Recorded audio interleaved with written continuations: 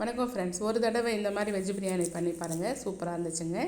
அதுக்கு ஒரு கடாயில் வந்து 2 டம்ளர் தண்ணி விட்டு அது கொதித்ததும் நம்ம ஒரு 200 கிராம் பன்னீரை பொடியாக கட் பண்ணி அதில் போட்டு ஒரு 5 நிமிஷம் விட்டுட்டு திருப்பி எடுத்து தண்ணி வடித்து வச்சிடலாங்க. அதில் வந்து ஒரு 1/4 ஸ்பூன் மஞ்சள் பொடி, ஒரு அரை ஸ்பூன் அளவுக்கு வெறும் சில்லி போட்டுருங்க. 1/4 ஸ்பூன் வந்து உப்பு போட்டு அதை நல்லா பிசைஞ்சு வச்சுக்கலாங்க. ஒரு மிக்ஸி ஜாரில் 3 இன்ச்சு அளவுக்கு இஞ்சிங்க, ஒரு 10லேருந்து 12 பல் பூண்டு, 2 பச்சை மிளகாய், 2 கைப்பிடி அளவுக்கு சின்ன வெங்காயம் போட்டு அரைச்சி வச்சுக்கலாங்க. ஒரு ட்ரை கடாயில் அன்னாச்சி முட்டு, ஏலக்காய் 2 லவங்கம், 2 பட்டை சின்னதாக போட்டுக்கலாங்க. அது கூட 5 முந்திரி, 5 பாதாம் பருப்பையும் போட்டு வறுத்து ட்ரையாக எடுத்து இதையும் அரைச்சி வச்சுக்கலாங்க பவுட்ராகவே.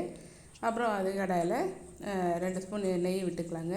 அதில் நம்ம இந்த பிசைஞ்சு வச்ச பன்னீரை வந்து அதிலே ஃப்ரை பண்ணி எடுத்து அதையும் தனியாக வச்சுக்கலாங்க. இன்னொரு கடாயில் நல்லா பெரிய ஸ்பூனில் 2 ஸ்பூன் நெய் விட்டு ஒரே ஒரு பிரிஞ்சி இலை போட்டு தாளித்ததுக்கப்புறங்க நம்ம அரைச்சி வச்ச அந்த வெங்காயம் விழுது அதில் போட்டுக்கலாங்க. அதை நல்லா அந்த சுண்டணும் பாருங்கள், அந்த பச்சை வாசனை போகிற அளவுக்கு சுண்டதுமே நம்ம அது கூடவே வந்து தக்காளி பழம் 2 பெரிய தக்காளி பழம் சைஸ் போட்டுக்கலாங்க. அது கட் பண்ணி அது கூட உப்பும் அது போட்டுக்கலாங்க. அப்போ தான் வெங்காயம் தக்காளி நல்லா வதங்குங்க.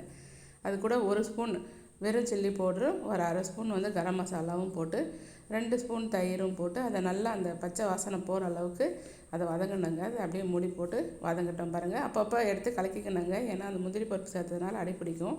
அது கூடவே நம்ம அரைச்சி வச்ச அந்த பவுடரையும் போட்டுக்கலாங்க, மசாலா பவுட்ரு. அதனால் அதை போட்டுட்டு இது கொத்தமல்லி தழை, புதினாவும் ஒரு பிடி புதினாவும் போட்டுடலாங்க கழுவி. அதுவும் நல்லா வதங்கினோடனே நம்ம அதை குக்கரில் மாற்றி 1 டம்ளர் அரிசிக்கு 1.5 டம்ளர் தண்ணி கணக்கு பண்ணி அதை அப்படியே குக்கரில் வச்சு சால்ட்டு அது தேவையான்னு பார்த்துக்கலாங்க. இப்போது சால்ட்டு கரெக்டாக இருந்ததுக்கப்புறம் அப்படியே விட்டுடலாங்க. அதுக்கப்புறம் வந்து அதிலே நம்ம வறுத்து வச்ச பன்னீரையும் அதிலே போட்டுக்கலாம் பாருங்கள். அந்த தண்ணி கொதி வரதுக்கு முன்னாடி போட்டுக்கலாங்க. அப்புறம் ஒரு அரை லெமன் வந்து பிழிஞ்சு விட்டுக்கலாங்க, ஏன்னா சாதம் வந்து உதிரியாக வரும். அது கூடவே மல்லித்தலையை போட்டுட்டு குக்கரை மூடி ஒரு 10 நிமிஷம் சிம்மில் வச்சு தம்மில் விட்டுடலாங்க. அதை விசில் போட்டு எடுத்து பார்த்தா சூப்பராக இருக்குங்க இது. அவ்வளோதான் ஃப்ரெண்ட்ஸ். இந்த வீடியோ உங்களுக்கு பிடிச்சிருந்ததுன்னா லைக் பண்ணுங்கள், ஷேர் பண்ணுங்கள், சப்ஸ்கிரைப் பண்ணுங்கள் ஃப்ரெண்ட்ஸ். தேங்க்யூ.